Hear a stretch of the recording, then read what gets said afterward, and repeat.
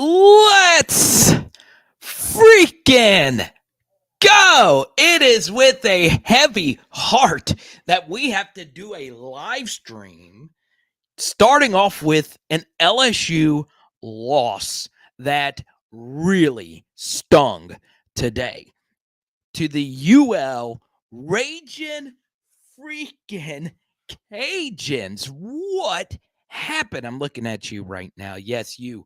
What do you think happened? How did it even get to the point where LSU let that game slip away? We're going to talk about BETH. We're also going to talk about the man who is the thumbnail of your video today, Jayden Daniels.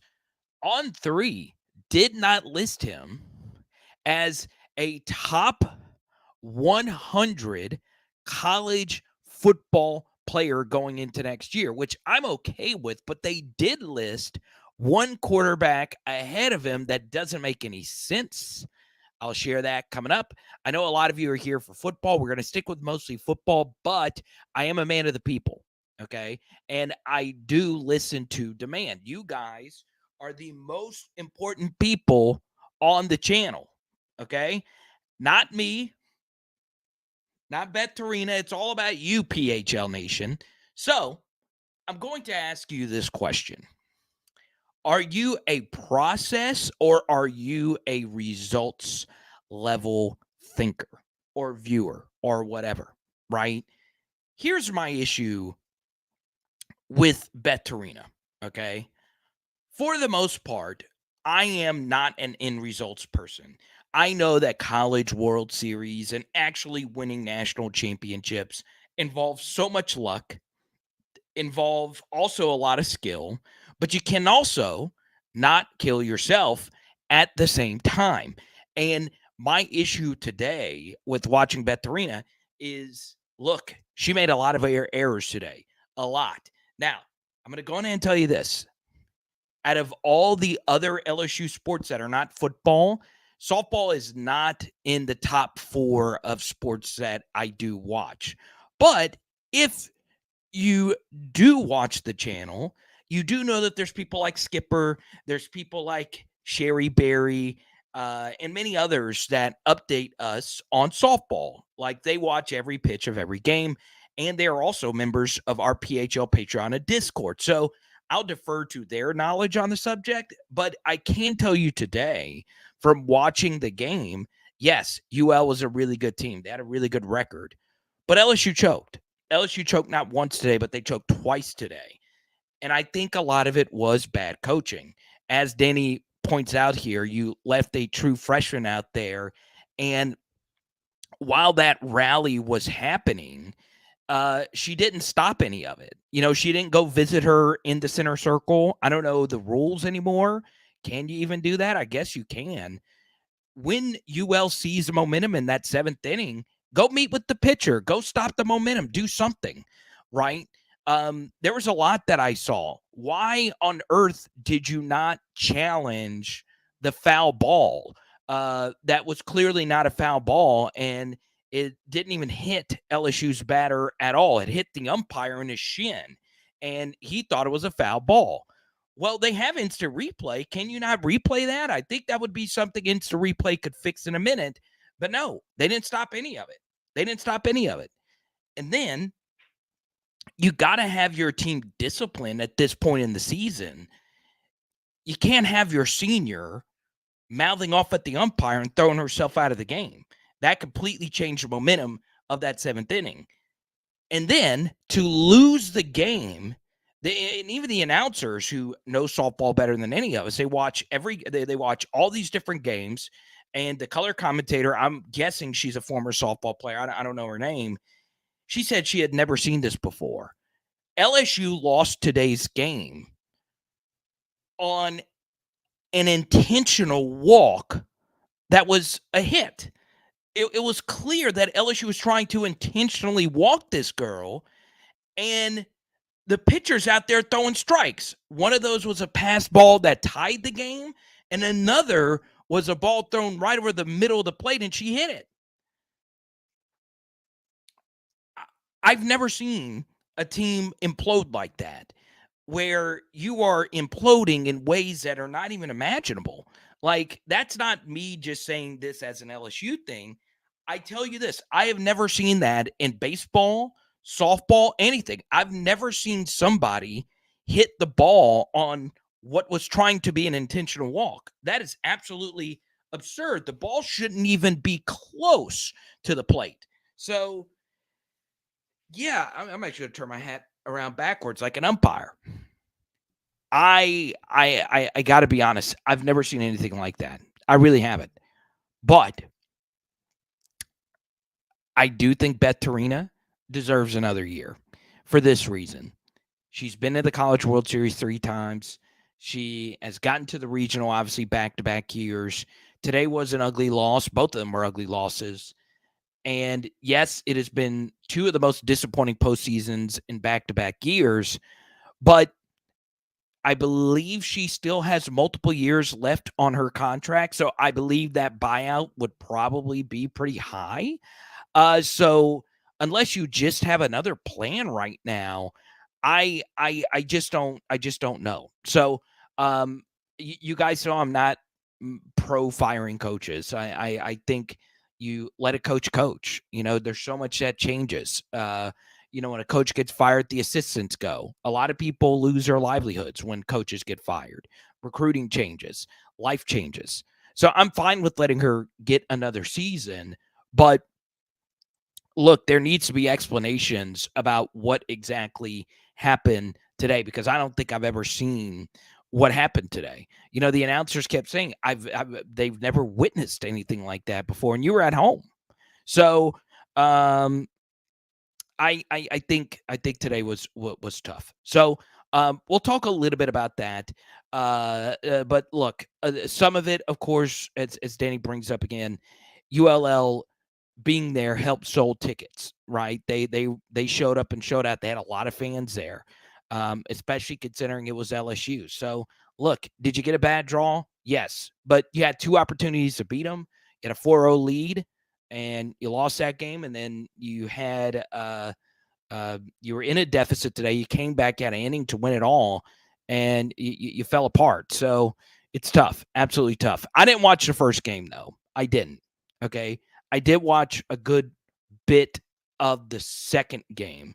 So I'm obviously giving you mostly analysis that I saw at the end, but apparently that was just the tip of the iceberg for a lot of different things. So it's tough. It's tough. I don't think she's a bad coach, though. I don't think she's a bad coach. I do think though you've got to be better in those big moments. So there you go. Now, I get back into football. I will say this, okay? Jayden Daniels being overlooked in the CFB top 100. There was one quarterback that I saw on this list, and this was from On3 Sports. I love On3 Sports. I really do. I like their recruiting coverage. I like a lot of the new metrics that it brought into recruiting. It's obviously raised the game for all the other recruiting sites. I freaking love On3. I do. But it's okay if we agree to disagree on these lists, okay? So I got to be real with you. One thing that was very strange today was the full top 100 list of players were released. So in the comment section right now, let me know how many players from LSU were on the list. Okay, give it your best guess. How many players were in the On3 top 100? Give it your absolute best guess. Okay, just give it your best guess. How many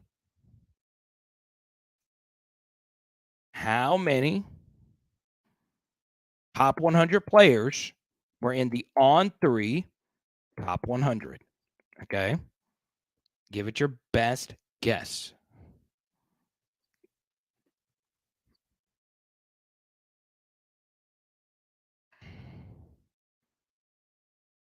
All right, we got 5, 4, 3, 7, 3. Okay. So a lot of you have said 3, and that is correct. There were 3 players in the On3 top 100. Okay. Now, I want you to give it your best guess who those 3 players actually were, okay? Give it your absolute best guess, right? I want this to be as interactive as possible, so I want you guys to be able, to put your brains at work, and I'm pulling up the, full list here, and here you go, JD5 Wingo Perk. JD5 didn't make it, as we've been saying. Um, Perk Neighbors Campbell. Tommy says JD5 not being a top 100 is a bad miss. Here we go. Not in order. Perkins, Neighbors, Mason Smith, Wingo. Okay. So this was the correct answer. We got a few of you that got this correct. Harold Perkins, Will Campbell, and Malik Neighbors. Okay. So Harold Perkins was number 6, and I think Neighbors and Will Campbell were in the mid 50s. This is what really interested me. Okay. A quarterback that was rated ahead of Jayden Daniels here was this guy. A lot of you aren't familiar with him. That is Joe Milton. Okay. Joe Milton was rated ahead of Jayden Daniels. Okay. Absolutely crazy. Okay. So as you can see, Jayden Daniels not on this list. Okay. Very interesting. Harold Perkins was number 6, as you could see. Malik Neighbors, number 53. Will Campbell, number 57. Jayden Daniels, as you can see, even if I do a search for LSU, not in the top 100 players. I'm okay with Jayden Daniels not being in the top 100. I am. All right. Number one, that gives him obviously a little more fuel to the fire to prove everybody wrong. But the next thing I would bring up about this is all these guys that are rated ahead of him. Okay. Joe Milton, really? Malik Benson, the JUCO transfer, I think he's pretty good. I think he's got a good opportunity to be a great player. This is just crazy. I go through this list. Quinn Ewers might be the most overrated quarterback I have ever seen in my life. Okay. Now, I am a noted JD5 fan, but I have also been honest about Jayden Daniels as a quarterback. I could totally get him not being a top 100 guy. I can get it. It's just the guys that are ahead of him just don't justify what a ranking that I would have ahead of Jayden Daniels. Joe Milton, I just can't put there. I just can't. Now, I know you are projecting, and I know the Tennessee offense is better for a quarterback's numbers than pretty much any offense. You get so many free yards in that offense. But let's be real. This is a slight to the reigning SEC West champions. Now, let's do another exercise. Let's see the QBs that are rated ahead of Jayden Daniels. Okay. So let's start here. All right. We'll go up here and we'll go one by one. We'll let you decide which quarterbacks are better than Jayden Daniels. Okay. Caleb Williams, yes. Drake May, yes. Michael Penix Jr., yes. Bo Nix, yes. I'm fine with that. Jordan Travis, I think, is better than Penix and Nix. I'm fine with that. Sam Hartman at Notre Dame, new offense, new OC. I don't know about that. I don't know if Sam Hartman is a slam dunk to be a top 100 player this year in college football. JJ McCarthy at Michigan, okay. Quinn Ewers, I'm sorry. I don't think Quinn Ewers is a better quarterback than Jayden Daniels. Yes, he's a better thrower of the football, but Quinn Ewers had some bad misses, especially in that bowl game last year. And then the last QB here, Joe Milton, and Devin Leary of Kentucky. I missed out on that one. That one's, I don't know. So guys who have not even started at their new schools, lots of transfers here. And the reigning SEC West champion quarterback.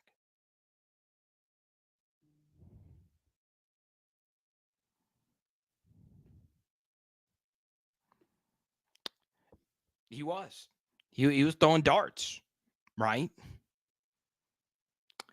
But my retort to that would be two things. Number one, he did get hurt early in that game. All right. Do they win with them? I don't know.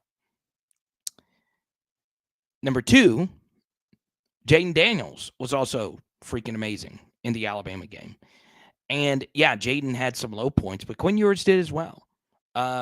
So yeah, I would not be shocked if Quinn Ewers is not the guy next year.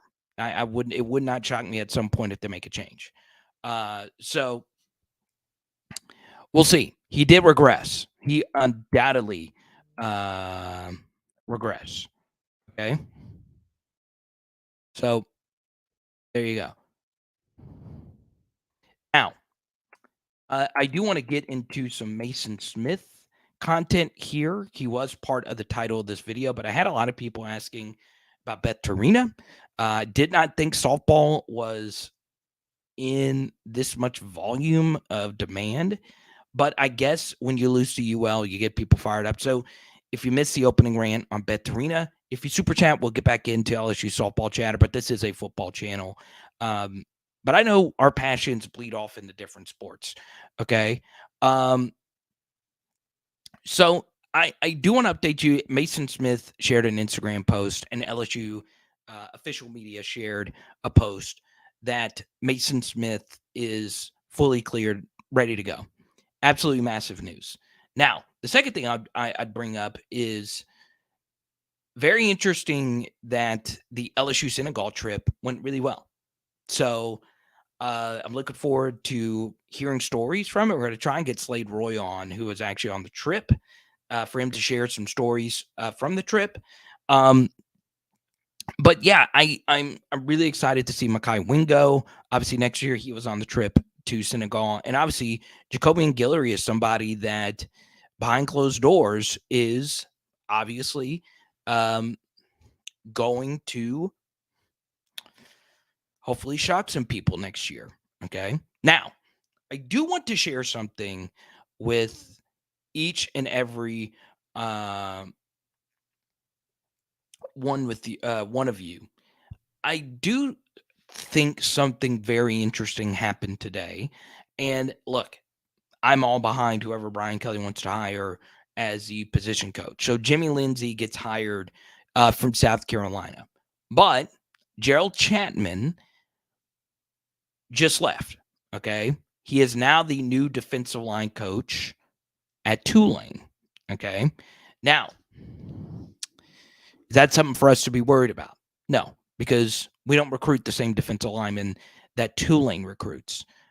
I do think, though, it is interesting that the defensive linemen that are currently in the room right now are going to be with another defensive line coach again, right? We've not had the same one for multiple years in a row since the Orgeron regime, right? So this has been a position that has been in and out, right? Guys coming in and out the door. So one guy who, filled in when Jamar Cain decided to leave, he's at Tulane. I wish Gerald nothing but the best. I'm only heard good things about him. And you bring in Jimmy Lindsey, who has ties to Matt House, and we'll see how he does next year. So it's been a carousel, right? Where there's just been so much volatility at this position group. Now, I'll say this as a former defensive lineman. I was very lucky to have the same coach from middle school all the way up until high school. And I played at a relatively decent sized high school. So it's kind of rare. That's a position coach that does at all levels tend to move quite a bit. So look, this isn't anything new for the players, but it is it is going to be interesting to see how Jimmy Lindsey fits in, because I will say, as far as affability and all that stuff is concerned, all the other defensive line coaches were loved. A lot of people liked Andre Carter. A lot of people like Jamar Cain, as you guys saw. And in particular, Jamar Cain did some really good things on the recruiting trail. So we'll see what Jimmy can do. I'm really excited to see what he's going to be able to do. There are some connections with Jimmy Lindsey and some of the current guys off the field, which I think is really cool. And I hope this group molds together as a championship unit. But I will say, defensive line coaching, you look good as a defensive line coach if you got the best dudes. Okay. It always is the case. That is a position that, yes, technique does matter. And if you work on your technique, anybody of any size, of any athleticism can play.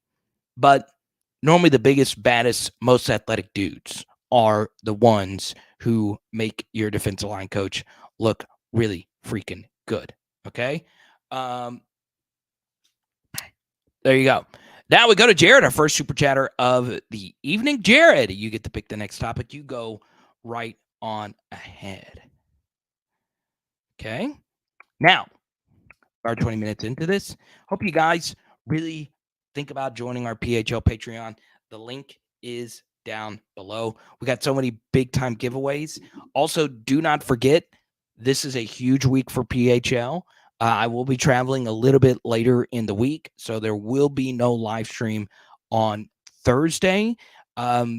Depending on how my Friday actually goes, I'm going to try and do a show on Friday night.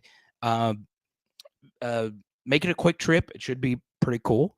And I will share, all the details of the trip later this week. So be on the lookout for that. Okay. Let's see. What do we want to give out tonight? Let's do this. We gave out one of these. All right. Okay. Let's give this one out. Tonight, if we reach a certain amount on Super Chats, a hundo on a Sunday night, we'll give out a Herman Johnson autographed Senior Bowl pass right here. Okay, so this is going to one of you tonight who remembers the biggest baby. He is the heaviest baby in the history of the state of Louisiana. So, of course, he turned out to be one of the greatest offensive linemen in the history of LSU football. Also tonight, if we do have a super chatter that hits the hundo club tonight, if they donate a hundo or more, I'll give out one of my Joe Burrow cards right here. This one's in a fake-ish kind of slab, not fake-ish, but like a replica slab. So it's pretty cool. Obviously, it's a little bit more sturdy than your normal card. So if we get to a hundo, or if someone donates a hundo, they're getting this tonight and an autograph card to go along with it. Okay. So there you go. So no live on Thursday. No live on Thursday. Okay. Well, we're going to try and go live on Friday, but later this week, I will release the details of my travels this week. So it should be pretty fun. Okay. Now, Tyler, good to see you. I didn't see this. Link this to me.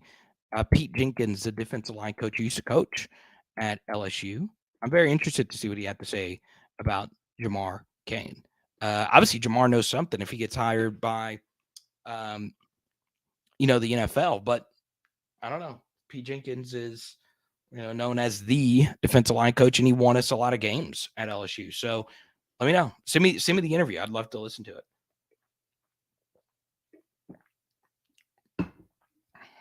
But yeah, the one thing I'll say about Jimmy Lindsey is he did coach a lot of 5 stars and elite prospects at South Carolina. So yeah, send that to me, Doug. I would love to see it. Now,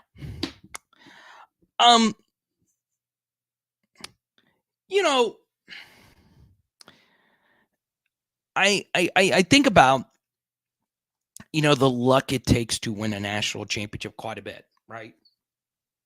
Excuse me.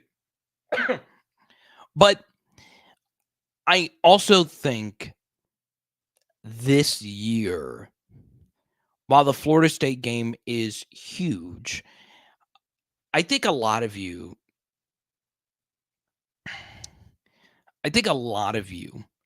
are of the belief that Florida State is going to be really good next year. So, kind of like last year with how wacky the season actually ended up being, and Alabama being a 2-loss team, we were able to lose to Florida State and then even lose again and still be in the college football playoff race. Um, I think this year we know who the good teams are going to be. Obviously, we always have some type of idea of what the teams are actually going to look like, next year. But I think LSU could drop the Florida State game and still find a way to get into the playoff. So yeah, I think it should be a very fun ride to the college football playoff next year. And I also think, if you lose to Florida State, you very well could rematch them going into next year. What I would also say is Florida State's schedule does shape up pretty nicely, right? Uh, I don't have much faith in Clemson next year. They lost a lot on that defensive front. And I don't know about that offense. I really don't.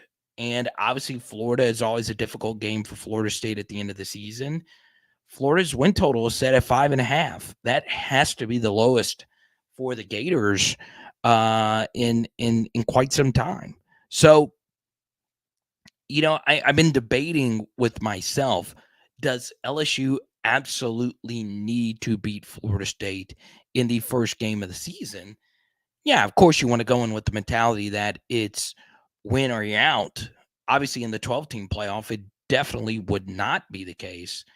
But I tend to think LSU could lose that opening game versus Florida State and then run the table. I think one thing that LSU doesn't get enough credit for is a lot of their seasons start off with one of these difficult games to start the year. Okay. So Larry, oh man, he made some horrible decisions. Get back into it a little bit later. We're not losing to FSU. Don't even put that in the ether. Jared says we're not losing to Florida State because he's going to the game. So you do you, Jared. Huh? Huh? Huh? But yeah, let's go. Let's go. I've had so many of you reach out about if I'm going to Orlando. I had a long chatter with a PHL longtime patron, our guy Zach Rome, and he said he's thinking about going himself. So I'm really excited. But right now I'm still 50-50. I'm still 50-50 on going. Got a lot of traveling coming up, and I committed to going to LSU versus Arkansas this year. How about that? I got on the phone with a lot of really promising people in Baton Rouge. We have some really cool things hopefully coming up on the channel. So looking forward to that as well. LSU needs to set the tone in game one. So Van says yes. I'm going to Orlando. I think we win by 7+. So there you have it. Now, taking a look at the updated poll question. Does Scott Woodward need to fire BETH TORINA? 52% of you say yes. Dang. Ruthless.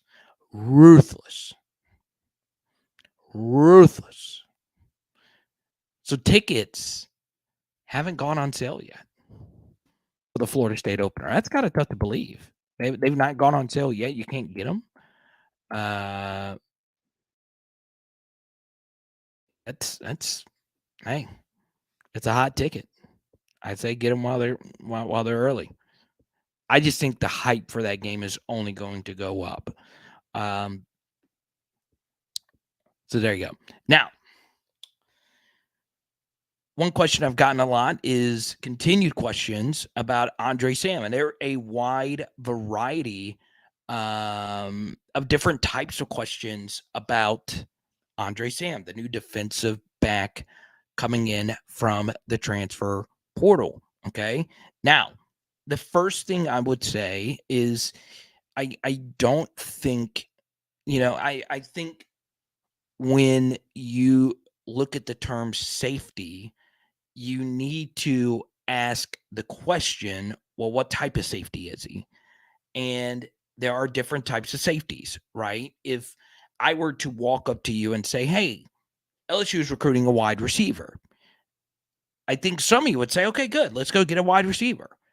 But I think a lot of you, especially ones that watch this channel, will be like, oh, okay, what type of receiver is he? Right? There are different types of players that play different positions on all levels of the defense, right? A traditional corner is not the same as a nickel corner, right? A nickel is not the same as a slot, or excuse me, a safety. So I think it's important to note that Andre Sam isn't your traditional deep safety. Now he can play that, but Marshall saw that he was a really good athlete and he had really good, ball skills and playmaking ability. What they did was, especially towards the end of the season, well, in the beginning of the season as well, the Notre Dame game featured this quite a bit. They had him as a game wrecker, right? They had him playing that they had him playing a Tyrann Mathieu role where he was just out there wrecking havoc, right? So, I think it's important to understand what you're getting yourself into when you recruit somebody. And I think as a fan, it's important to educate yourself on who players are and who they aren't, right? I do think for me, he's going to come in and give LSU a little bit more clarity of how they should actually place different pieces in the secondary. Also, I do think this year is a huge make or break year for Sage Ryan, right? I don't think LSU would want a struggling Sage Ryan to play the first game all the way till the end, right? At slot corner or at safety. This does bring in someone else who's experienced who could push him to get to that next level, right? And look, I've been rooting for Sage for years now. And, he had a rough spring game playing the traditional safety. And he's had some good moments as the nickel corner, but we'll see how he does next year as someone who I think they're going to move around.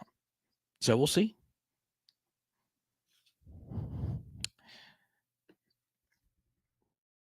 LSU beat FSU by 14.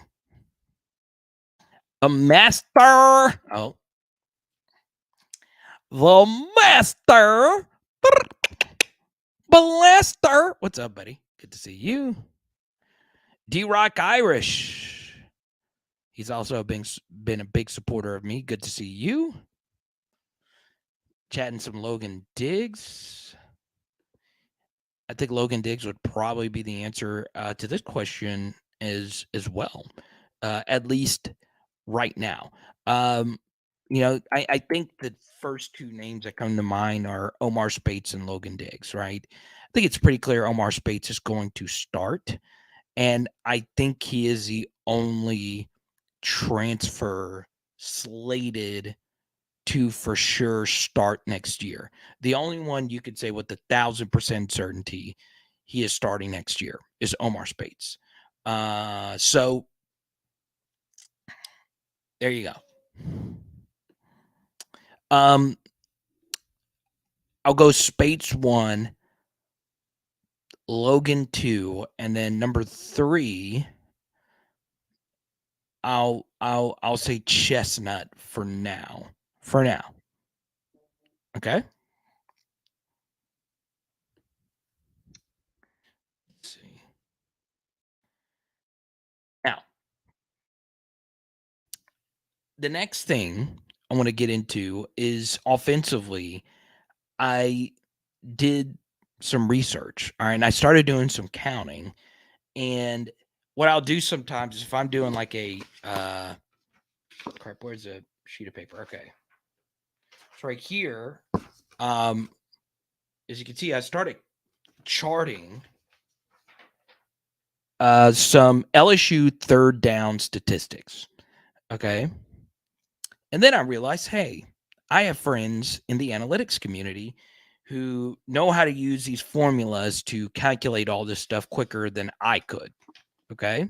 So I reached out to someone I really trust with data, and um, they really helped me out on giving me a clearer picture on where LSU was strong and where LSU was weak last year on the money down. Okay. So what I'm going to do is look at it from two different angles. I'm going to look at it from the offensive side of the football and then the defensive side of the football. Um, the first thing I'll share with you, just to give you a little bit of a cliff notes here, the offensive side of the football was really good for LSU on third down. Um, so yeah, I was really, really, really uh, pumped up to see that. Now, I'll continue this a little bit later, but we always go straight to a super chat. I really appreciate you, Doug. Appreciate your friendship more than anything in Vegas 2024. Looking forward to it. Pete was on Skona's show and said Gerald Chapman was actually ahead of Cain coaching the D-line. He had a lot of praise for Lindsey and how he has taught him for 4 years, and he fits what Matt House wants way better. So obviously, I'm you guys, know my policy on, commenting on anybody else's show or anybody else's appearance on a show. You know, I know for sure a lot of you listen to it because a few of you have pointed it out here today. I'm not able to watch Matt's show. I catch it on occasion, and I didn't even know this interview happened. So I'd have to go listen to it to give you like my full response to what he had to say about Gerald Chapman and Jamar Cain. But yeah, I think, Matt Lindsey does fit in a little bit better with Matt House. I will say, I hear things, from many different directions doing this every day, right? And I want everybody to succeed. I do. I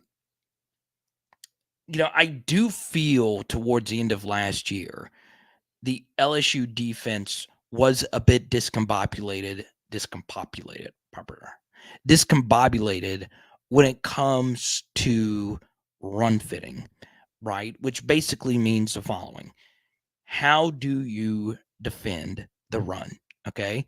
Now, defending the pass takes a lot of organization and all of that. But I do think defending the pass is a little bit more complex because quarterbacks are so good at scrambling now, and there's so many different coverage rules. Stopping the run, though, has always basically been the same thing. Are you a one gap team? Are you a two gap team? How do you defend a puller? Do you wrong arm it, or do you you know squeeze it down and play it straight up? There's all these different ways to defend the run, but it basically comes down to gap assignments, right? And I do think LSU started to move in a different direction when they made John Jancic the Jack linebacker coach, which, was partially coached by House last year and partially coached by Jamar Cain last year. So now, of course, when you split that up, you bring in Lindsey, and Lindsey last year was mostly just the defensive tackles coach at South Carolina. So he didn't really work with, standing edge players anyway. So just, on paper, that makes him a better fit with Matt House and John Jancic than, let's say, someone like Jamar Cain. So, I've made that point before. And yeah, Gerald Chapman was really well liked by the LSU brass. When Jamar Cain left, made a few phone calls, reached out to people that know the inner workings of LSU, that know defensive line coaching way better than me. And one person told me that Gerald Chapman was liked. He's just not as experienced as some other candidates that were out there. So yeah, I'm looking forward to what Coach Lindsey's going to do. We put out a bunch of Coach Lindsey content, and hopefully he connects with these players the same way that Jamar Cain connected with a lot of them. So we'll see how that actually turns out. I will bring this up again. Lindsey is Omega Psi Phi. He's a Q dog. LSU's got a Q dog on their defensive line, Makai Wingo. So yeah, I that'll at least connect those two pretty quickly. So yeah, really looking forward to seeing what he's going to do, and we'll see. We'll see. James from James Faith Aviation, what's good, man? Good to see you.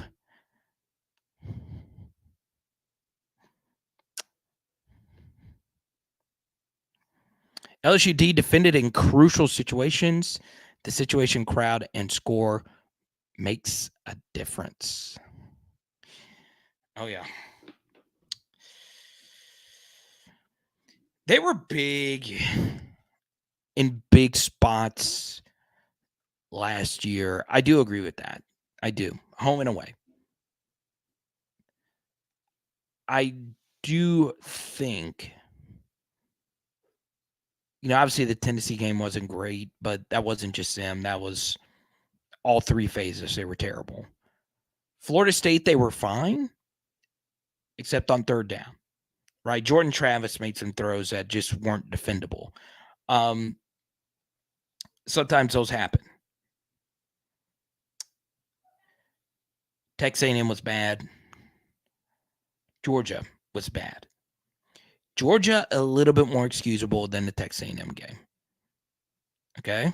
So, yeah, I think for me, LSU's defense, there's a lot that needs improvement. And we will see how the secondary actually steps up this next coming year. So, there you have it. Isn't it crazy? Isn't it crazy?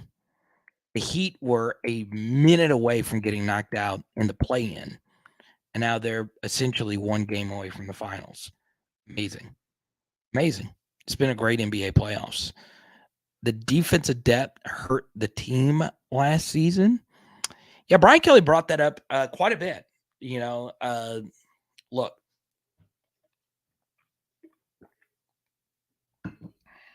there were a lot of recruits on this team last year that were top 100, top 150 kind of guys. And they fell off the face of the earth. They were just not playable, really. And that really hurts. That not only hurts your plays, it also hurts your special teams. There were some guys that kind of sort of fell off, but at least they gave you some special teams reps. So yeah, hopefully there are some guys, let's say, like a Jackson Howard, if you will. Obviously Tobiano is going to play a lot next year. Hopefully those guys are ready to go. But yes, that depth is going to be absolutely massive. All right. Oh, look, right at 69 viewers. Nice. Into this poll right here, 58% of you said yes. There you go.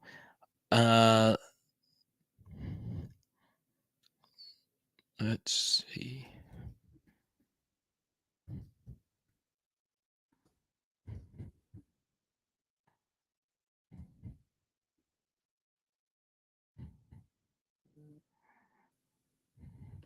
Let's do this one.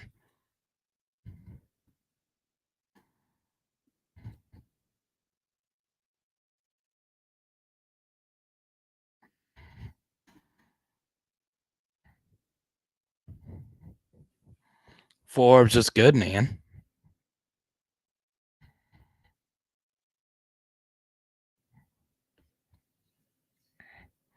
Oh, McNeese choked. McNeese choked. There you go. We got some Ovia Gufu chat in here. All right, you want to chat some Ovia Gufu? Excellent player. He should start. Yeah, I think Ovi's going to start too. This next year, all right, could be. Let's see. So next year will be 2024, 2023. I think 2024 will be the end of the COVID year extra guys. Okay. What's up, Jason? Good to see you. But yeah, I think Ovi is going to be a player who has a really good opportunity to make a name for himself next year, not only nationally, but potentially as a player in the NFL draft next year. For me, I looked at his tape and he'll give you really good reps. He will. He plays relentless. He plays fast. He's physical. But I don't think, as far as like the bend is concerned, that Ojulari had around the edge. I don't really think that that's a Gufu's game. I think he is going to be very strong against the run. I think he'll give you some good run and chase reps as a pass rusher.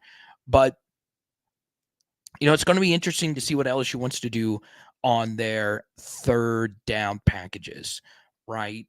Do they want to still use Harold Perkins as a pure pass rusher on these third down packages? It's going to be interesting. It's going to be very interesting. But LSU this next year is going to have a lot of fifth and sixth year guys, that some of which are transfers. We talked a lot about Andre Sam. He's year 7. This is his 7th year in collegiate athletics, right? He was a class of 2017 recruit. So he came in with Justin Jefferson, Miles Brennan. He was part of that recruiting class, right? So yeah, that's a good thing, right? That means you have experienced guys on your team, right? Now those guys probably don't have, the upside of some other LSU defenders in the past, but it gives you a solid floor. Those guys have played a lot of snaps. They know what it takes. They know what the speed of the game is actually like at a Division I level, especially a Gufu who's played a lot of Power 5 reps. One of his better games last year for Texas, was actually one of his better games was actually versus Alabama last year. Okay. Let's go to Stefan. He's been a long time supporter of PHL, and it looks like he is a new father. So congratulations, man. Or unless that's an older photo. Still, congratulations to you. I know promises are not often kept in the business of football, but what do you think this staff told or promised us in order to keep him in BR? QB1 is his for the next 2 after JD. Okay. I'll share you a few things that I've been told. I've always been very open. I know someone in Jayden's camp. I know someone in Nuss's camp, right? And I've gotten to know friends, teammates. Ironically, actually through my football card show, one of Jayden's former teammates' dads is a huge fan of my football card show. And he actually sent me a very long message about a few things that really impressed him about Jayden from, before he was at LSU. So it's interesting how these people just fall, in your orbit from time to time. And I hear good things, and, those people watch and listen to when I praise them and when I criticize them. So look, when Garrett had the game versus Georgia, there was a lot of people who noticed that there was, okay. I'll tell you this, there were some very powerful coaches who were very intrigued by Garrett Nussmeier. And look, that's a no-duh scenario. When a backup quarterback, yes, Georgia might not have been full foot on gas pedal with the huge lead that they had, but when you put actual game film at the game's most important position, there's going to be teams that are interested and teams that could guarantee, hey, you're going to be the guy here next year. Um, you know, I, I I basically heard that no matter what, Garrett was going to play versus Purdue a lot, and that turned out to be true. They put him in the third series of a game that was still close, right? Obviously, we stopped, erased Purdue off the football field, so it ended up, kind of being put in the back burner. But it turned out to be true. LSU put him out there early, so that was a pretty direct sign that LSU wants Garrett Nussmeier to be a part of the immediate future of this program. So yeah, it's especially at quarterback, it's impossible to keep promises. Now, I don't want this to be a Walker Howard live stream. Okay. I understand. So and so, this Walker Howard, that, whatever. But I don't think everyone thought that Jaden Daniels was a lock to come back for another season. Okay. And I think Garrett Nussmeier and Walker Howard were kind of blindsided by that as well. But it made a lot of sense for LSU to bring Jaden back, and it made a lot of sense for Jaden to come back, right? He's a very marketable, affable, winning quarterback that, may he said he has unfinished business at LSU, and he's got one of the best supporting cast, at LSU in all of college football. He's got more continuity than pretty much any offense you're going to find. He got everybody back, essentially. Kayshawn's gone, Dre's gone, Jack's gone, but for the most part, everybody's back, right? Bradford's gone, but still, most everyone's back. We got a lot of returning production. So, once Walker Howard left, it seemed pretty clear that number one, Garrett Nussmeier showed that he can get reps and perform as well, if not better, than Jaden. Number two, Garrett Nussmeier has always been, and this has been a word that has just always been told to me, hearing things about Garrett, he's stubborn, right? If he commits to somewhere, he wants to see it out. And he dreamed about playing at LSU. His mom loves LSU, being from Louisiana. Um, so, that's all great. That's all great. Now, I'll say this. I've never personally spoken to either one of them, but I can tell you they both do all the intangible stuff right. They both really want other people to succeed. They both work really hard. Okay. Um, so those things are obviously very good, and you see them authentically cheer for one another. Uh, but I think right now Garrett Nussmeier's in a great spot. There is no better place to be than the backup quarterback at a major university. Okay, because everybody always thinks you're going to be better than the guy they currently have, unless you have Caleb Williams or Joe Burrow or someone like that, KJ. Uh, but I think Garrett's in a good spot, and I think it is, I would say, probably a 95% lock that Garrett Nussmeier is going to be the starter going into 2024. Now, does LSU go out to the portal and bring somebody in for 2024? We will cross that path when we get there. Okay. I think there would be a lot of quarterbacks that would be very interested to come in and be the number two guy. That's obviously going to come down to how LSU feels about Ricky Collins' development at that point. And then, of course, you're going to have Colin Hurley coming in, and Collins obviously not going to be a year one guy, but year two, watch out. Watch out. He can spin it. And, obviously I know Colin. I think Colin's going to do great things. So um, I'm really looking forward to it. I really am.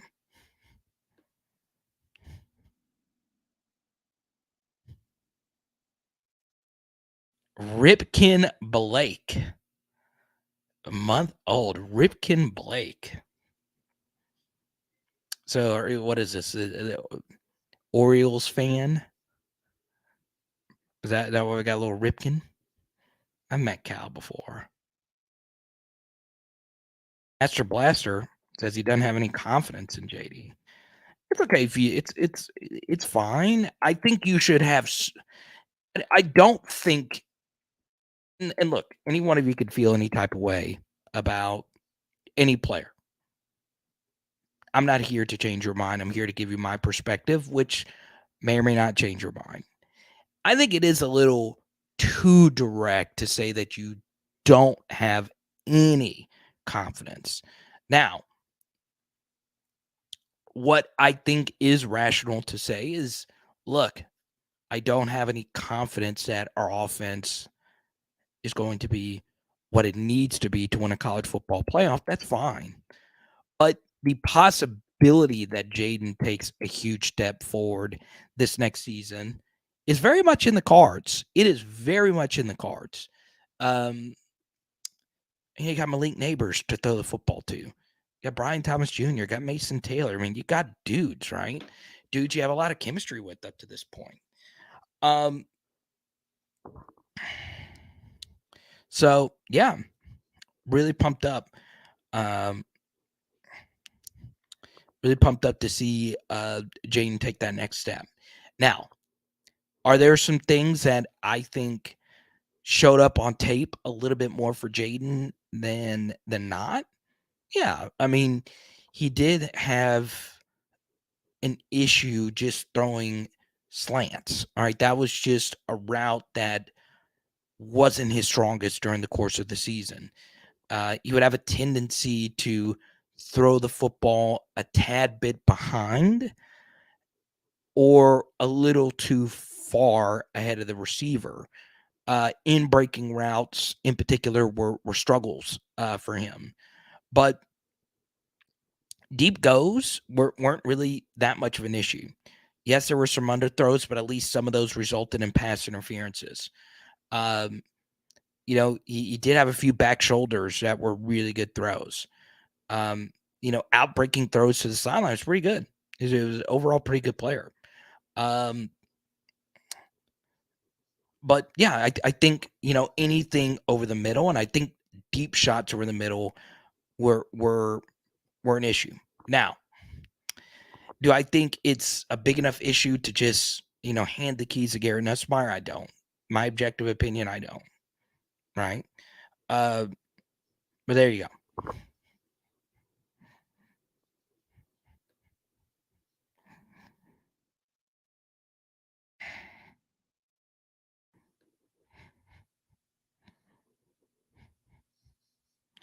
I think LA Mom wants Nussmeier too. JD not throwing was his worst passes. I agree with that some. I do agree with that some. There were a few that he needed to rip. But there is a small benefit to that. Okay. This is crazy from Pierce. There is a basketball player transferring from Ohio State that's going to be on his 8th year and supposedly has 2 years of eligibility.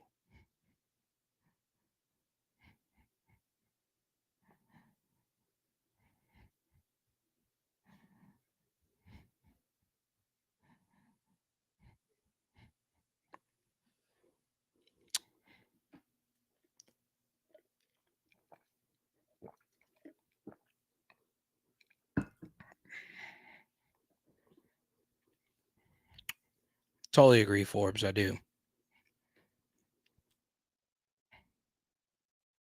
Now, let's see.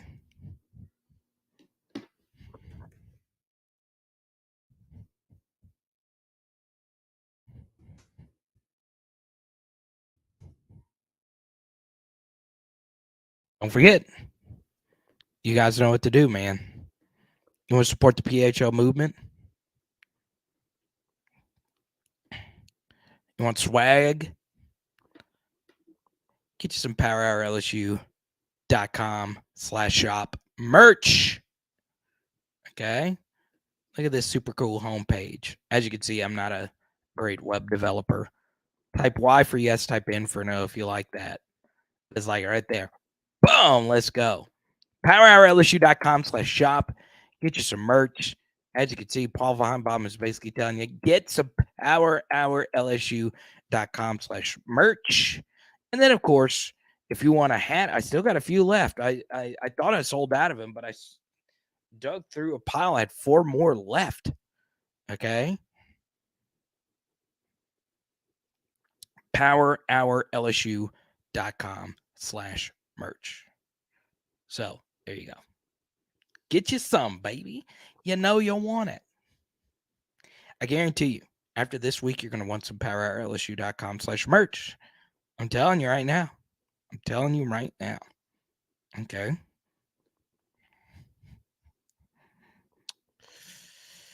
I think it did because, Kayshawn played a little bit more slot this year, but, some of Kayshawn's issues were himself and some of them were JAYDEN, and some of it was just a new offense. And a lot of it was coming back from injury. So there you go. Yeah, I saw this. I won't go too deep into it because it's not really, I don't want to venture off into different sports when it's not like softball just ending or women's basketball, there wasn't a big recruit or anything. I did see it, and there are major issues with this. And obviously 2 players from LSU were really hurt by, the WNBA not having enough slots. But yeah, you do begin when you see those kinds of things, you do see that and I'll move on here. You do see the really brutal imbalance of the salary structure. And I understand why the salaries are different. We don't have to get into that. But, like, for instance, speaking of the Miami Heat, Udonis Haslem, who is the last man on the Heat's bench, made $3 million for the Heat this year, right? Diana Taurasi, who is 40 years old, I think her total career salary, so she's played the absolute maximum, is like 3.85 or like 3.85 million. So yeah, goes to show you how difficult the entertainment business is, right? Sports at that level is ultimately entertainment as well. And, the NBA and the NFL, these salaries with the TV contracts are truly unprecedented. It used to not be like this in like the 40s. I mean, the money was nothing like this. Nothing. But there you go.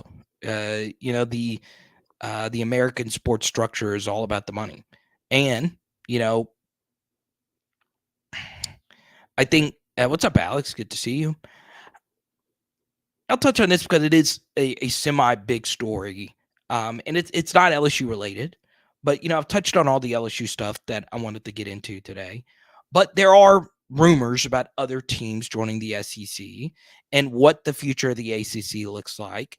And there's a huge scandal at USC, right, with the athletic director doing a Friday news dump. I've explained what the Friday news dump is. He steps down.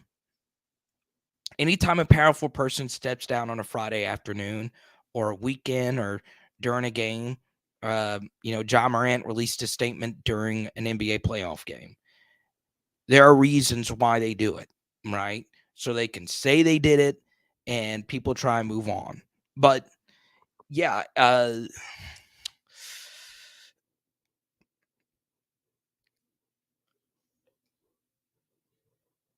not going to overreact on this one story, but I will say that the USC athletic director, Mike Bone, was a big proponent and needle mover when it came to USC going to the Big Ten, right? Which geographically still doesn't make sense, okay? This is just how it is for all sports leagues. If you are truly a prisoner to just the money, okay, things will begin to crumble at some point. And, I think everybody that works in sports entertainment, obviously I work in the industry as well, money's hard, right? What I do, sports, it's all entertainment, right? It's not necessary. As grim as that sounds, I should be saying, yes, power hour LSU is necessary. No, it's not. So it's hard. You got to get your money when you can. But when you are only thinking about money and it destroys the structure of your leagues, you do begin to worry, right? Like, I don't know about y'all. I don't know how I feel about the SEC getting 2 other teams. I don't. I think when the SEC goes to the 9-game conference schedule, it is going to work out perfect, right? Your 3 permanents and the way the math works out for all the rest of the teams, guess what? You're going to get to play a team every other year. We don't have to wait once every 6 years to play Tennessee. And as crazy as this sounds, LSU and Tennessee have history. Now, it's not the same kind of history we have with Alabama or Auburn or Florida, but we have history, right? We were a part of each other's some of the biggest moments for both of the schools, right? SEC championship games, sadly, one of Tennessee's biggest comeback victories was against us, at the beginning of the Miles tenure. We get to play them once every 2 years now. That's a great thing, right? But if you had 2 more teams, how's the schedule going to work? I kid you not, right? The most important thing in every sports league isn't the teams. It isn't the players. It isn't anything other than the structure of your league. It is everything. It is absolutely everything. And yeah, I just don't know. I just don't know. Star, what it do, baby? Look at him sliding in. Check him out. Anthony Star Pressy and the Pressy Collection. .com, baby. What's good? Oh yeah, I know that was your heyday, man.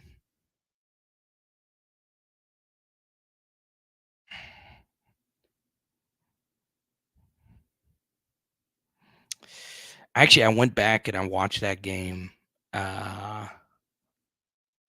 last week, actually. Not only did they blow a 20-point lead, there was just so much that LSU did in that game that was just beyond comprehension. But if you guys want to, I like to stay on current stuff. That's what the analytics told me. Stay on the current stuff.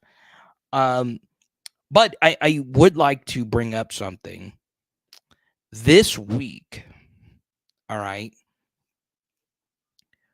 we are going to be doing, and type Y for yes, type N for no.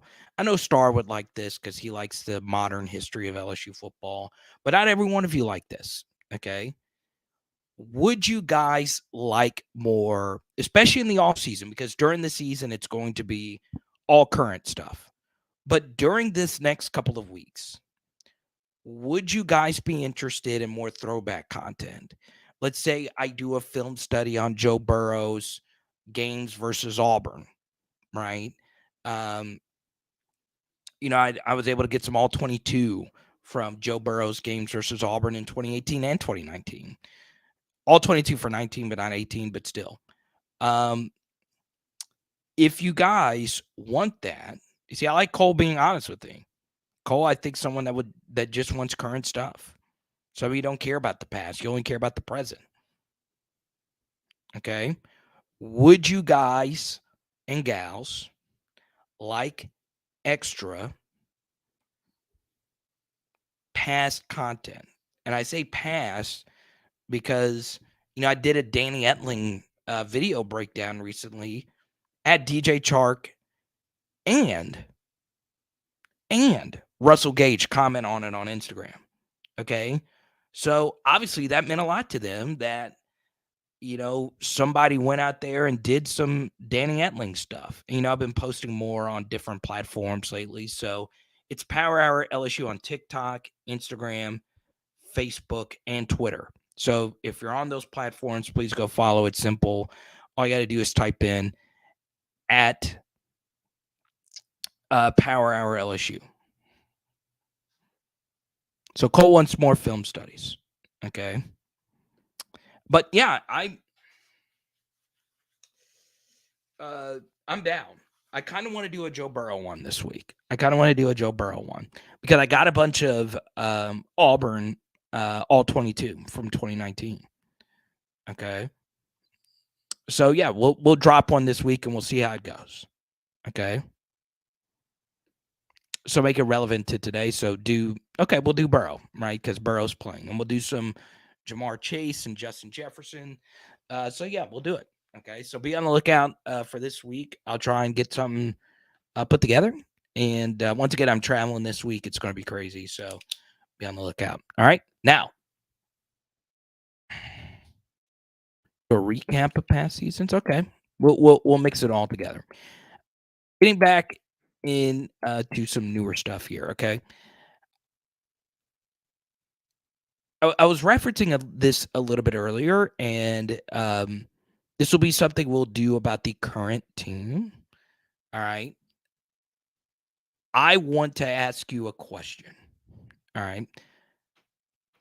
Relative to the rest of college football, okay? I'm looking at you right now. We just had this huge discussion about Jayden Daniels.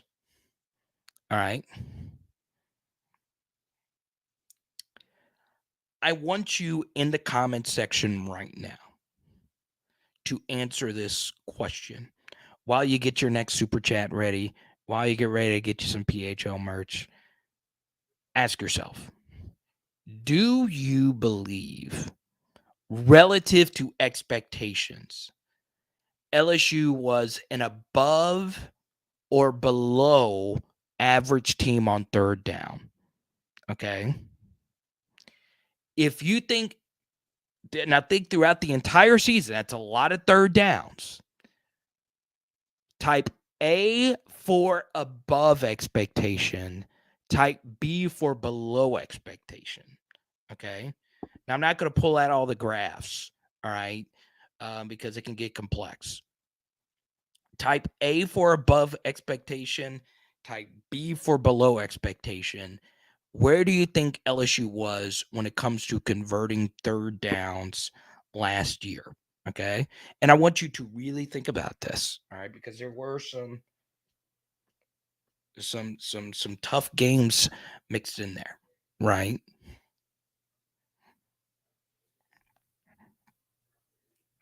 B, you think for third downs. So you get up on this. Everybody, welcome. Get up on this to the channel.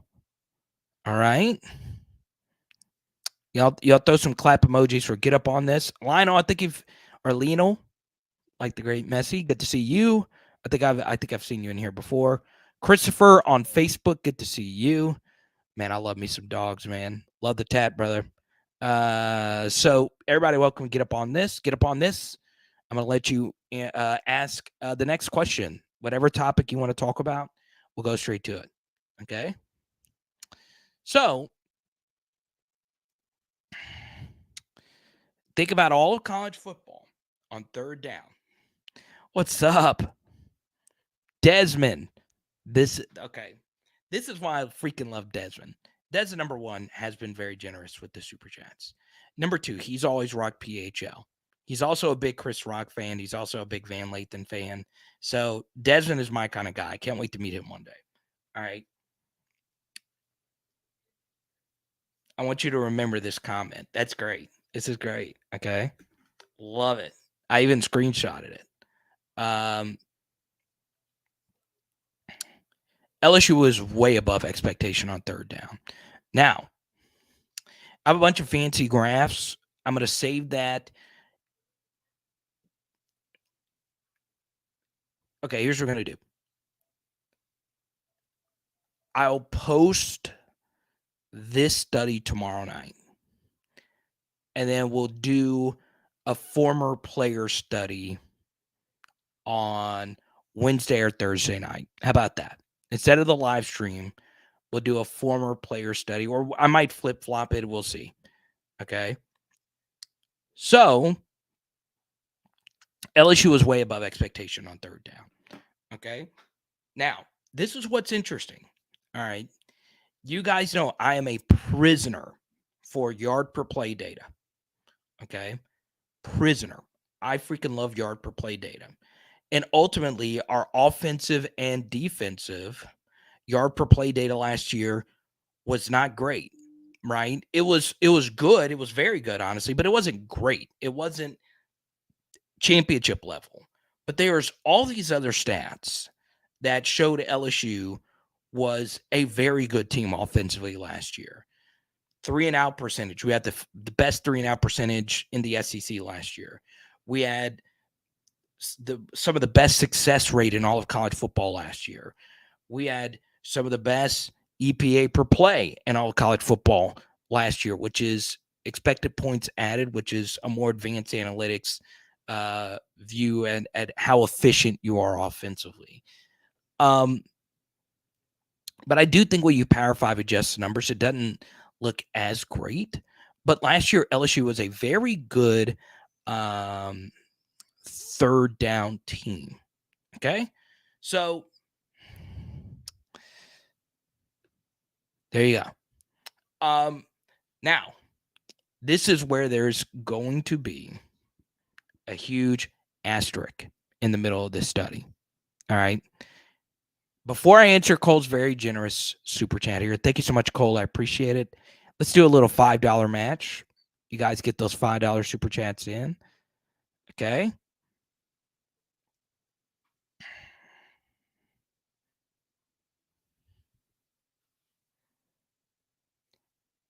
There is an asterisk next to that third down data. There is a particular type of third down where LSU was the worst in the SEC. Okay. Just this one particular type. And I will break that down with stats and film. That will come later in the week. All right. I've been working on this for a while. I got some analytic people that are way smarter than me to help me out with this. And it's going to be worth it. You guys are going to be like, God, dog, that is just crazy. But you guys know the offseason is one of my favorite seasons because you got to really dig deep. Like you got to really dig deep to make things interesting and fresh when it comes to LSU football. I guarantee it. Guarantee it. You are going to freaking love it. Okay. Let's go to Cole's super chat here. Star, thank you so much for the super chat. I really appreciate you. Let's see. Do you think our defensive backfield can be adequate this year, even though late season nagging injuries? Okay. Even through late season. Okay. So what Cole is saying, and Star, if you get to pick whichever topic you want to under the sun, we'll go straight to it. I know Sunday's a big day for you, man. I really appreciate you carving out some time for us. Don't forget, PressCollection.com.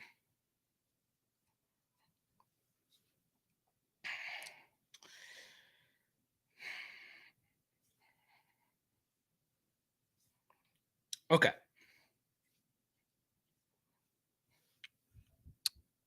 Do I think the secondary is going to be good next year? The truth here is all of LSU's best teams had really strong secondaries. All of them. There really isn't much of an exception to that.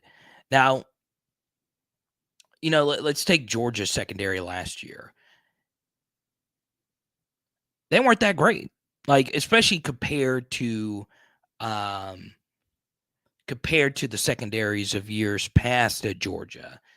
They were fine, but they had some lower moments. But still, overall, they were a very talented group. I think what LSU has in their room right now is a ton of talent. I do.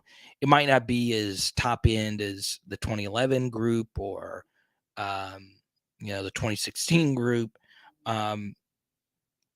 Desmond, thank you so much for your cash app. I really appreciate it. We'll go to Desmond's topic next. And then we'll go to whatever Anthony wants to talk about.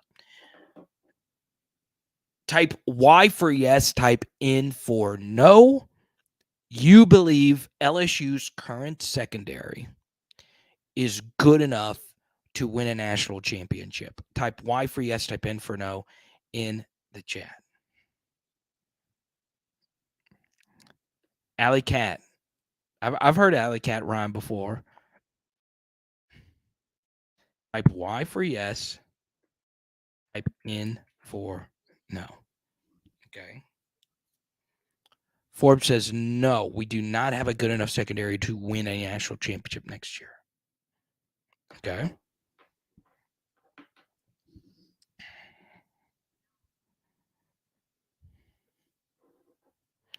E, good to see you. Get up on this. Good to see you. 50-50, very hopeful. Yes, yes. I think the spring game got a lot of you feeling some type of way. Now, let's get into the secondary. All right. Now, okay. Skipper, there's no maybes. There's no rooms for maybes. It's either yes or no. Do you believe this unit is good enough to win a national championship? Okay.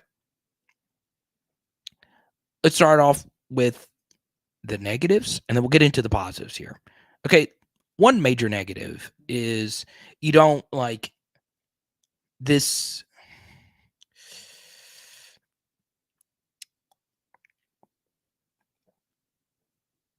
Okay, there we go. So Desmond brings up Terrence Welch. Okay, I like that for his super chat. So we'll talk some Welch here as well. I know a lot of you are cheering for, some love from the 337. I get it.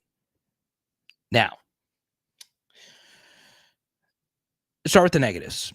The secondary did have a rough spring game, and you do have a lot of players that are very highly touted, but have had some major bumps in the road. Okay. So obviously Denver Harris, it has been a roller coaster. Yes, the little bit he played for Texas A&M last year got him some freshman All-SEC accolades. But off the field, it's been rough. And obviously on the field, it's not easy going from Texas A&M and their receivers who are really good to now going into an LSU room, and you're going up against really good receivers again with better quarterbacks throwing to them. Okay. I had a really good grade on Denver Harris coming out. I'm not going to back out off of that, but, you do worry about his confidence right now. I think if he's locked in, ready to go, he's going to be a really good player for us next year. I really do think so. But you worry about him. You worry about Sage Ryan, who, like Denver Harris, was a 5-star. You just hope that those guys play to the athletic ability that they have. But the good thing is, if both of them don't work out, you still have plenty of reinforcements outside of that, right? You have Deuce Chestnut, who's played a lot of football. You have J.K. Johnson, who's very fast. And Ohio State was really sad when they lost him. But yes, how it's actually pieced together, it is a little concerning at this point, Cole, that I can't tell you with 100% certainty who our starting outside corners are, right? I think at the end of last spring, you felt the same way, but it worked out, right? Mackay turned out to be a really good player for us, and Jarek, of course, turned out to be a really good player for us, especially in the big games, right? So yeah, you do worry about that. But there's plenty of positives. The first is the quarterbacks we're going to be playing this year are not nearly as good as the quarterbacks we played last year. It's just the truth. Okay.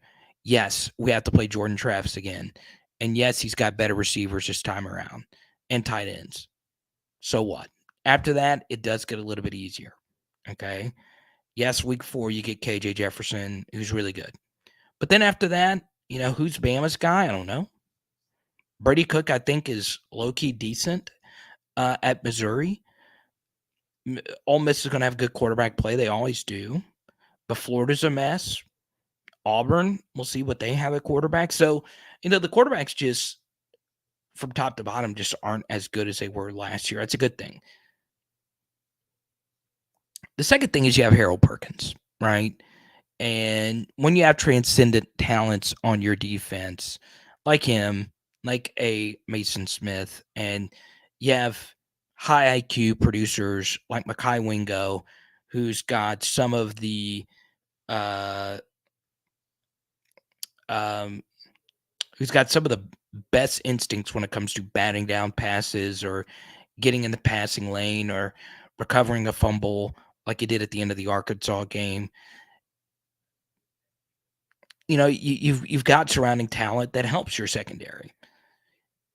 In Matt House's, after the Florida State game, his blitz packages got better. Now, some of that is Harold Perkins being put in the lineup. Anytime you put him in the lineup, he's going to make any defense right now on the planet Earth better if you put him on the field. But, you know, I think the supporting cast around the secondary is going to be good. Now, a big thing for the secondary next year, Cole, and this is a little concerning if I'm LSU. Can you get home with 4? Right? Do you have the guys up front to get home with 4? Last year there were games where they got home with 4 with relative ease. Ole Miss game being one of them. And then there were other games where they kind of got schemed out because we couldn't stop the run. That was obviously A&M, and that was Georgia in particular. So, yeah, it's going to come down to our pass rush, some of our blitzing. How do we do on first and second down to make us better on third down? Are we going to play up, are we going to move to being a little bit more aggressive and pressing with our corners? That was something that worked out really well for us versus Ole Miss. Early in the game, we sagged off of them. As the game moved on, we got more aggressive and we challenged them a little bit more. And that was an adjustment that BK partially made as well.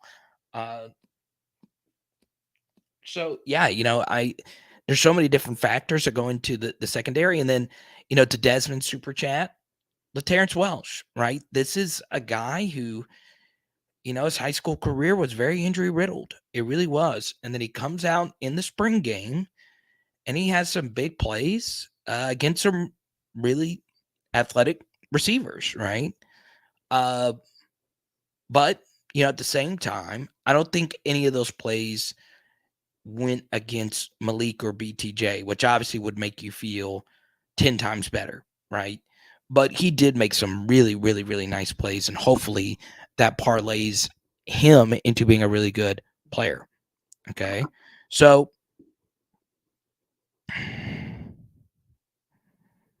yeah.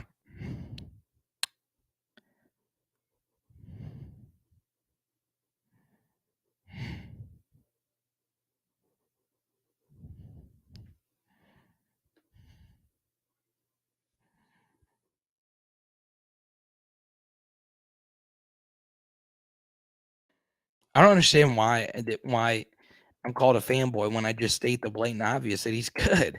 Like, I just think he's really freaking good. If you can't see it, then I don't know what to tell you. I I do think a supporting cast is not nearly as good as it was last year, though. They lose a really good center. They lose their best receiver, their best tight end, uh, and their play caller. So we'll see.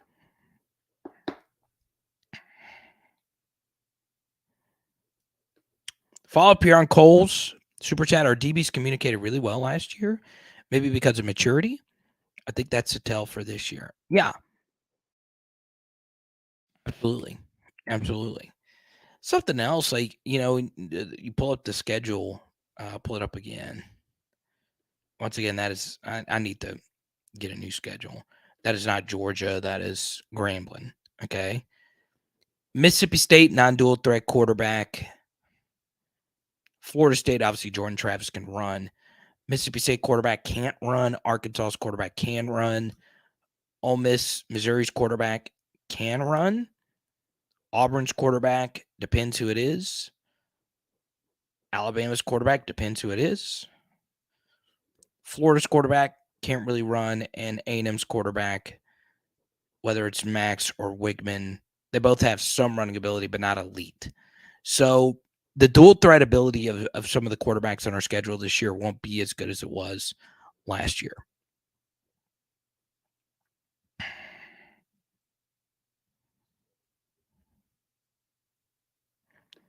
Cardiff's secondary is more talented than last season. In all caps. Da-da-da. I love the all caps. I love it.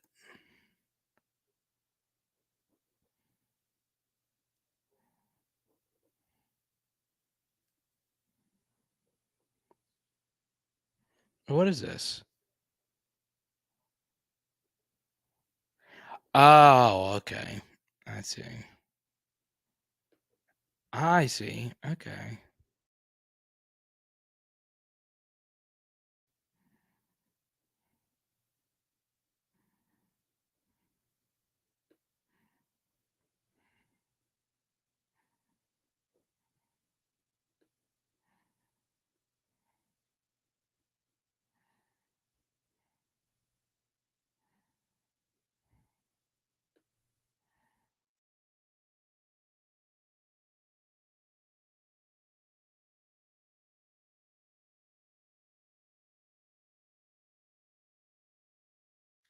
Cautiously optimistic.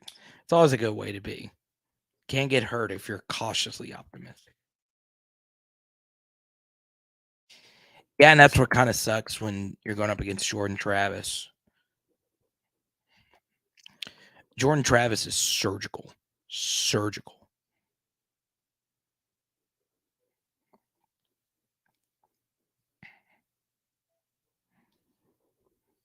You have to stop me from blocking a Bama fan?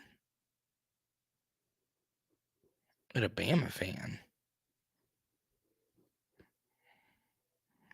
Gum painting. I'm not a gum painter. Who's the best QB in the SEC? It's KJ Jefferson. But I think JAYDEN is a close second, which is why I started today's show bringing up, hey, you can't have Leary at Kentucky and Joe Milton at Tennessee rated ahead of Jaden Daniels. We've not seen them as starters yet. Well, we've seen Joe Milton as a starter. He got replaced. And Leary has not played it down at Kentucky. He's got good receivers, but he doesn't have Chris Rodriguez anymore.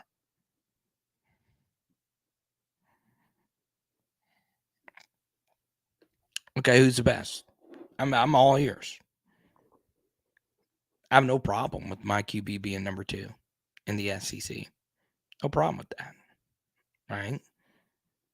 You know, Matt was the number 2, number 3 quarterback in the SEC when you played. We won a lot of freaking games. Okay.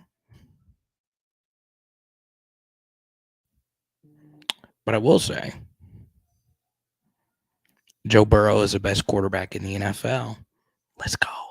Ha, ha, ha. You Mahomes lovers can go somewhere else.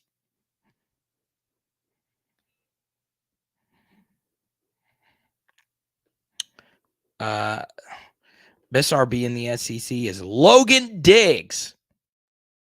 Take it to the freaking bank. It's Logan motherfreaking Diggs. Let's go. Let's go, LD3.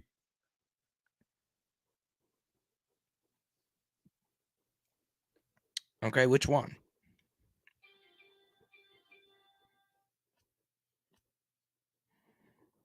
Just tell me which Ole Miss QB is better than KJ.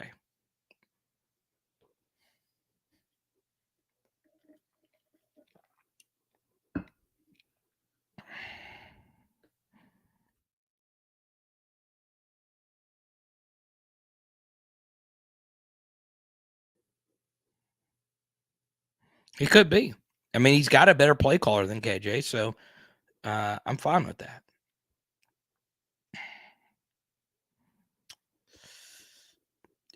Yeah, if you super chat, I'll do it right now.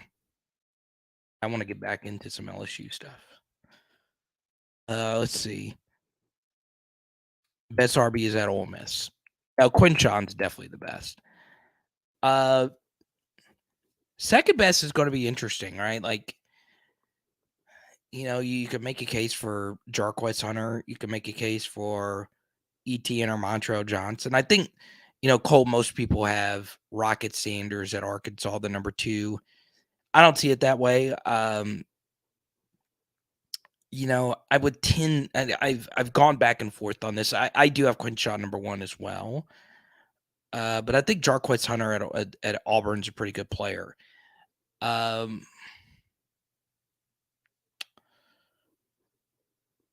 Jabari Small at Tennessee is interesting. But I think Logan Diggs has a chance. I think Josh Williams has a chance to, make their mark, right? And then obviously, you got Jace McClellan at Alabama, who's good. And then, Georgia's backs are always really deep. They really are. I know they return Edwards, number 30. I think they return Milton. I think they return Milton out of those backs. And I think Branson Robinson is a very talented back for them who could emerge as their best back. Also, Brock Bowers, ironically, is really good at carrying the football too.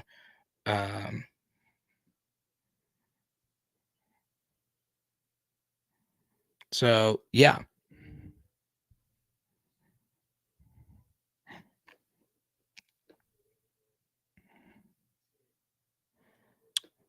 We always love first-time commenters. It's a good question. Very good question. So get up on this. I really appreciate you. We hope you subscribe, ring the bell. We hope you consider joining the Patreon. Once again, anybody that joins the Patreon, you get an autograph card. You get, some swag for me, patreon.com/LSU football. You also get, private breakdowns for me, extra film studies. I posted a DJ Chester film study in the Patreon. I posted a big 15-minute Jayden Daniels film study in Patreon that is for the patrons. Okay. So, Joshua gets to see it if whoever. Now, before I answer your question, come on, Eduardo, you're better than that. That's asinine to even put those two in the same sentence. Robbie Ashford is can't throw at all, really. I do think he has a shot to still be the guy, even though they brought in the Michigan State kid Thorne. But yeah, they're not in the same stratosphere. Okay. Diggs has 2 more seasons. Okay. Okay. So who will provide the explosiveness, home run ability out of our backfield? So that was a good question. And it was actually a question that, we brought up, quite a bit going into this past season. And Josh was a home run hitter for us. He had some big explosive runs in some big spots for us. Obviously, the Florida run coming out of half is as good of a run you'll see. I mean, it really was a very special run. He had a big run versus Arkansas for a big gain. So he provided us some major explosiveness.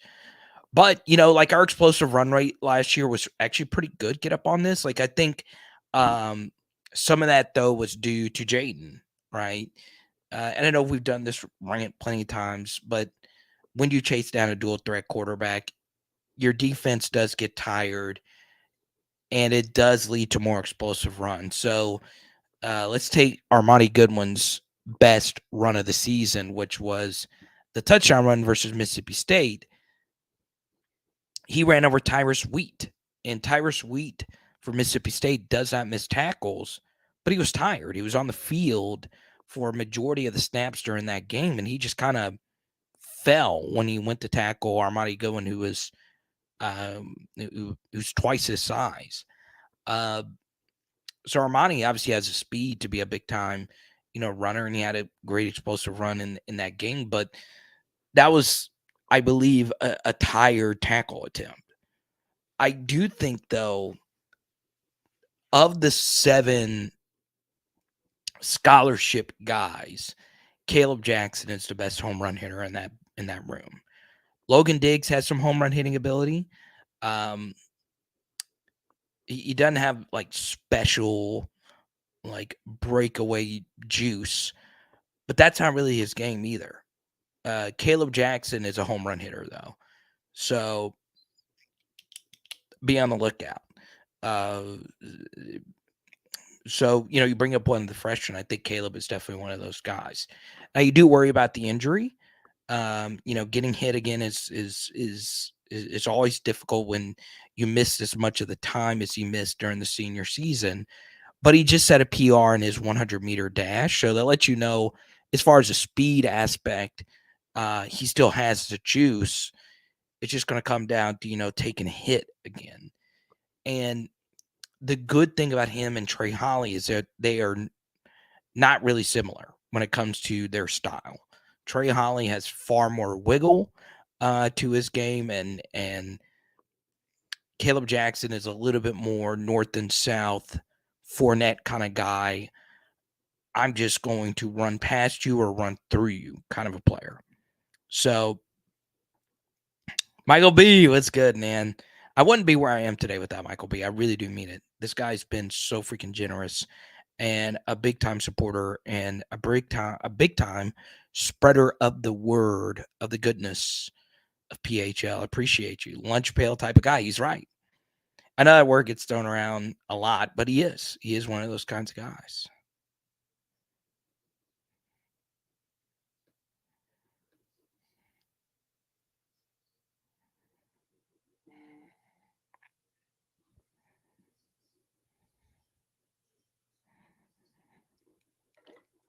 What's up, Jordan? It's been a while.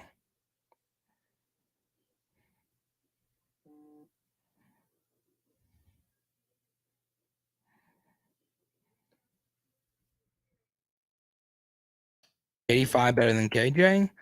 I think it's close. I do. I do.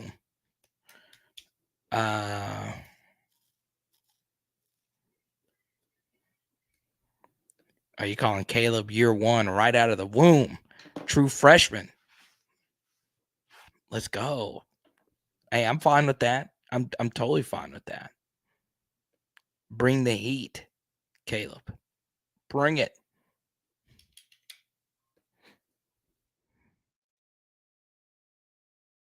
A Goodwin was not the only home run hitter.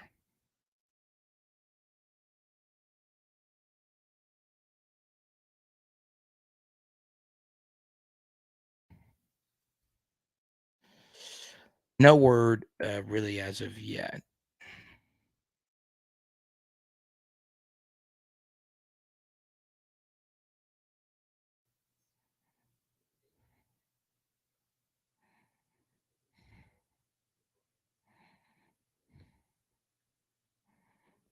Jordan's calling a shot. I like Caleb Jackson. I like Caleb a lot. I do.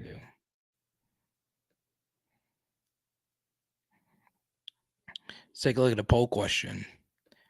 Is Jayden Daniels a top 4 QB in all of college football? 70% of you say yes. Okay. So, of these 70% of you that said yes, who are your top 4? Okay. Or if you said no, who are your top 4? I'm very interested. I like the poll question festate for a little bit.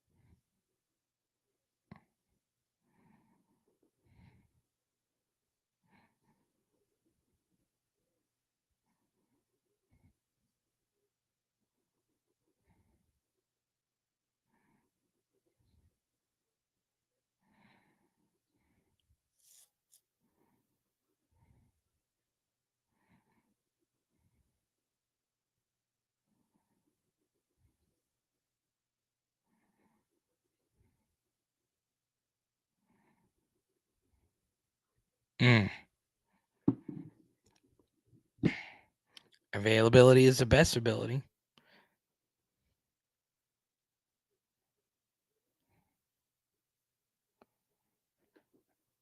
Sam Hartman, interesting. Bo Nix, Jordan Travis, Drake May, Caleb Williams.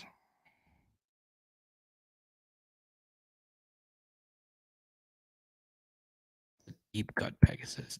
Deep cut question.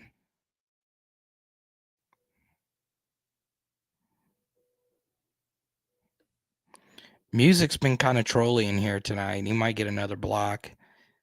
He's dropped a few trolly comments tonight.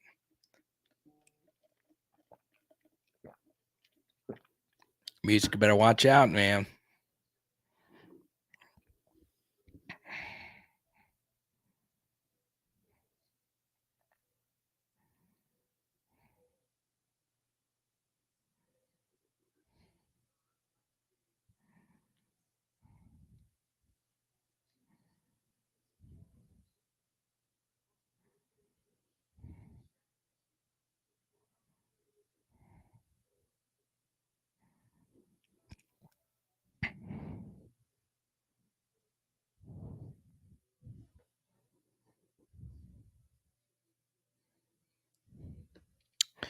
JD5 better than Knicks. Okay, I can deal. I can hear that out. Sam Hartman, yeah, I can hear that out. Jordan Travis, yeah, I can actually hear that out as well. Drake May, that's tough. That's really tough. I don't.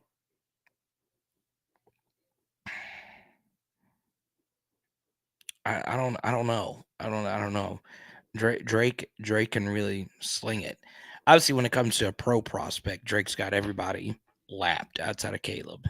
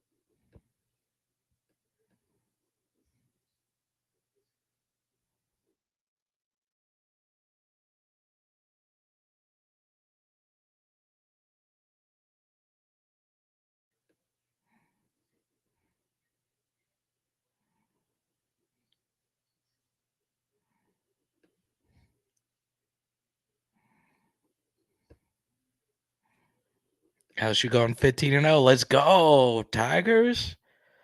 Let's go. JD5 for Heisman. LSU runs college football. LSU is winning the Natty. Jason, they see me rolling. Hating, trolling. Oh, man. You have to look at league competition before comparing. That is true. The Pac-12 does have not as great defenses as the SEC. I would be the first to admit it, but you could still calibrate, that to still using eye test numbers and all of that.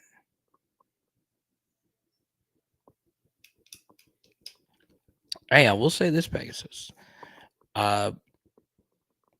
There's someone close to Mason that is a fan of PHL. So that's obviously really cool. It's always cool. You always get to meet and talk to and get compliments from players and some of their parents and all of that. It obviously is really freaking cool.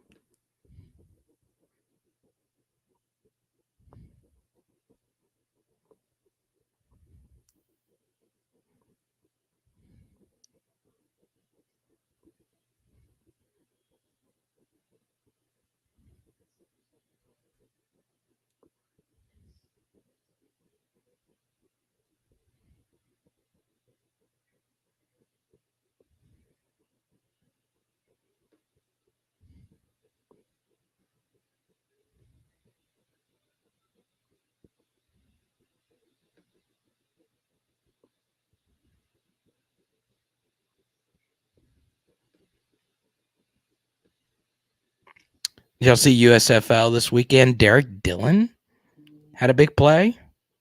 Sarge, you got your package. Please send me a photo with all your PHL swag. I sent you one of my Angel Reese cards. There you go, Sergeant. That's really cool. Huh? Yeah, send me a photo, man. Let me know. And I appreciate you being a patron. It goes a long way. Big Jake, I appreciate you, man. You're building a family, got a house. I'm trying to get on your level, man. I do want to be a dad. I do want to get a house. I do want to get a car. I got a long way to go, though. I got to get on your level. All right, Van, appreciate all your support, donations, all that good stuff, man. I appreciate you. Michael Penix Jr. is a good quarterback. Yeah, we talked about that earlier. You know, On3 has him as a top 15 player in the entire sport. So there are some people out there that do think he's great. I know the Dynasty fantasy community likes him a lot. I think he's pretty solid. You know, kind of a, you know, all left-handed quarterbacks look just different. But yeah, you know, it is interesting. It is very, very interesting.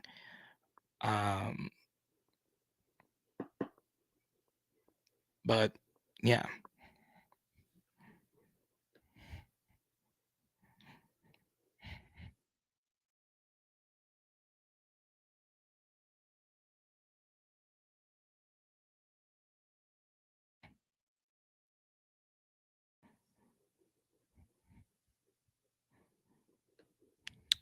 Penix was good enough for his OC to turn Saban down.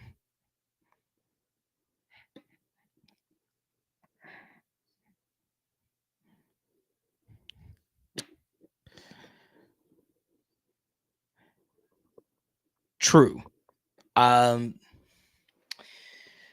I don't know. Like, it's like Kalen DeBoer, their current coach, is really good coach. Washington was a very forward-thinking coach or just program. And what's very interesting is, like, let's say like LSU, right? We were really good on third and fourth down decisions. Saban really had some tough moments on some third and fourth down extra point kind of decisions this year. So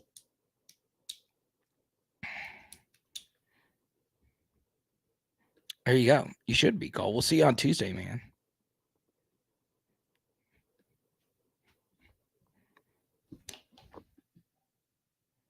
No, he's not the best player in the NBA.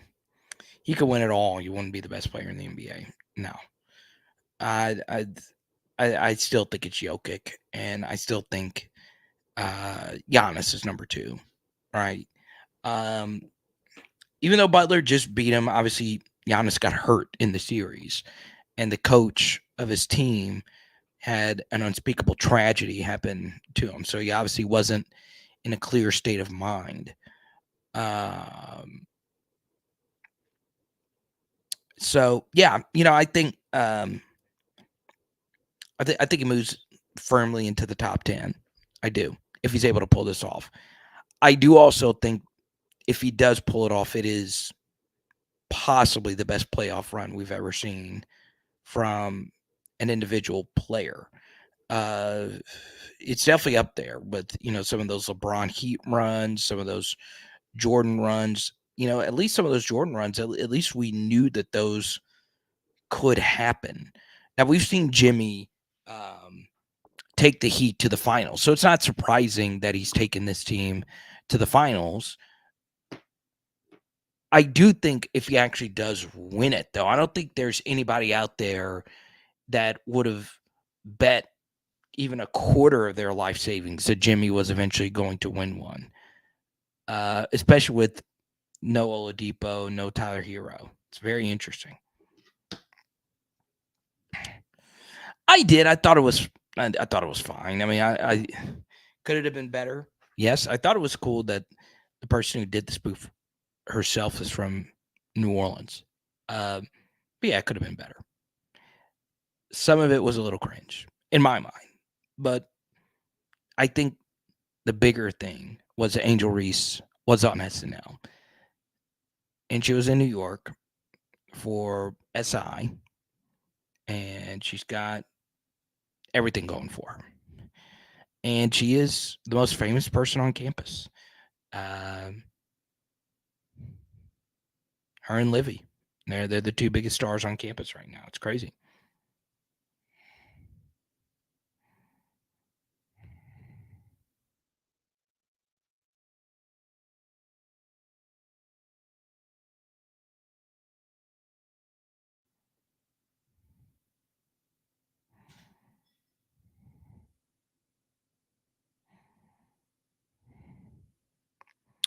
All right, here's what we're going to do. In the next 5 to 10 minutes, I'm going to answer as many questions as I possibly can. As many. But if you super chat, we'll keep this thing going all freaking night. Okay?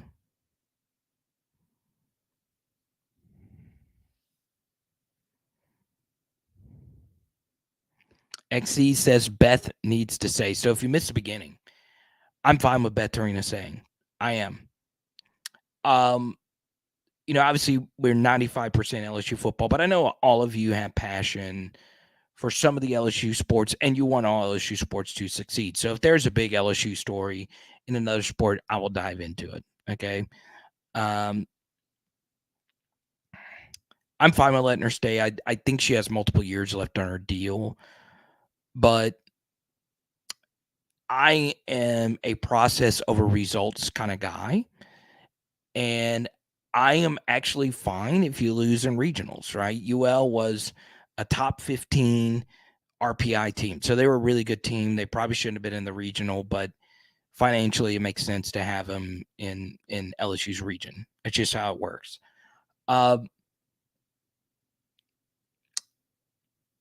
Yeah, you get a little bit of an unlucky draw there, but you had a huge lead. You were undefeated until this final, and you go down by a lot in the second game. So you had two different opportunities to win it. You come back, and it's not, I mean, it's one thing if the other team's just having crazy hits to, win the game. But their game tying run was a pass ball on a pitch out. And then their go ahead run was supposed to be a pitch out, but it was thrown in the zone. And that's how they scored the go ahead run, which is crazy. And then you had seniors mouthing off to umpires, getting kicked out of the game. I don't know if you could have reviewed that foul bunt attempt that clearly wasn't a foul ball. That was huge. But there was a lot of things I would have done differently. And once again, I'm far from being a softball expert. But I'm fine with keeping her around. She does have College World Series to her resumes. Every year, LSU's a top 15 team. But it's very thin. It's a very thin margin, right? I do think she survives. I do at this point.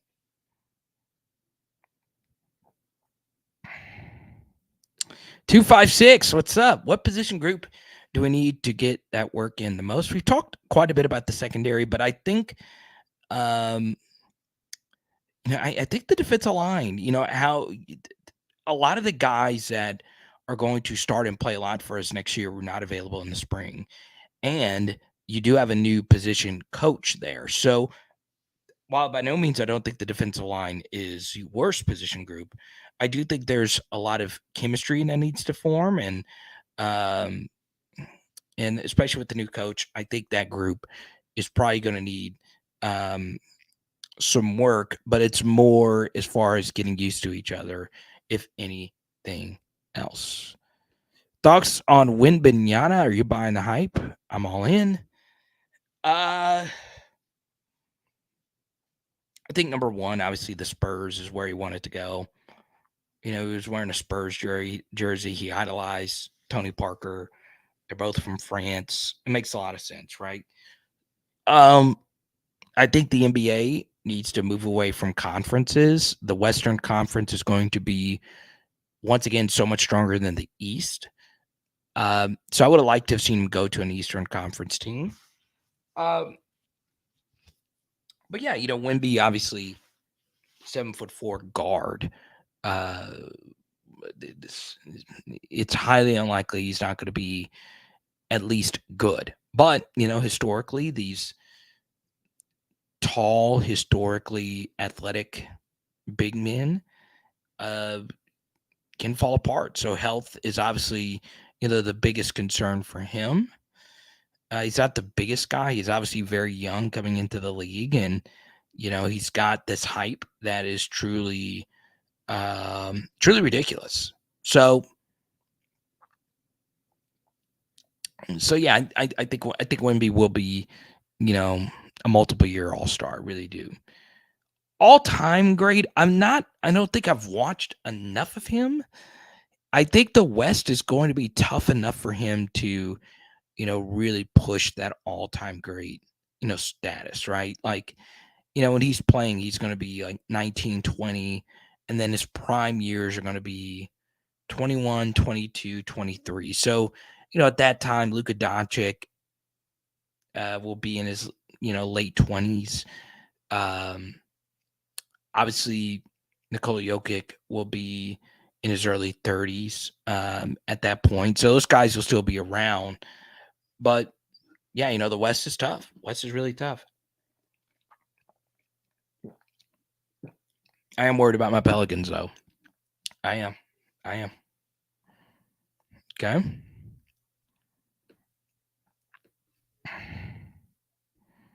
Once again, shout out to the Pressy Collection, pressycollection.com.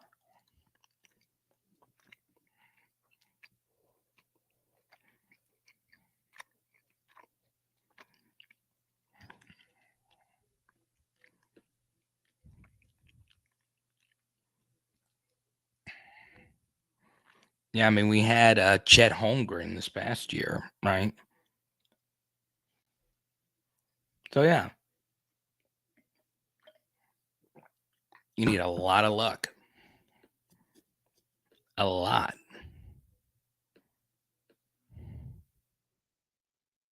Huh?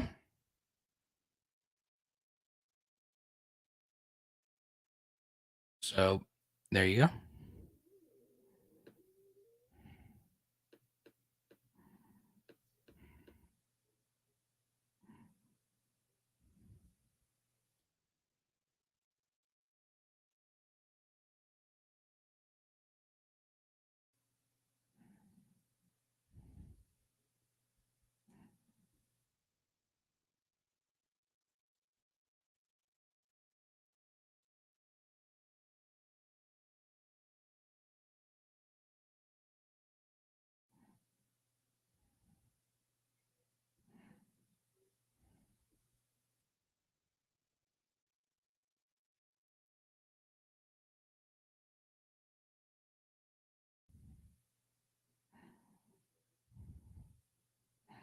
Think the Lakers will avoid the sweep?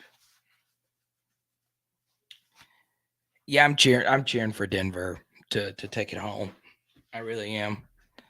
I'm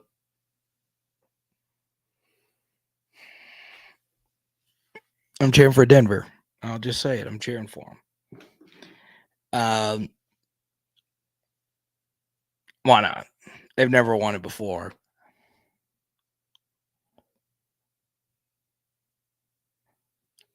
And goodness gracious, Denver has had so many good players. Like, you don't think Denver is like top 10 legendary NBA franchise. But Carmelo Anthony, Allen Iverson, Alex English, Kiki Vanderway, Antonio McDyess. I mean, they have had so many really, really, really good players. Late stage Chauncey Billups. And then like some deeper cut guys like Kenneth Fareed, Ty Lawson. It would be nice to see them win one.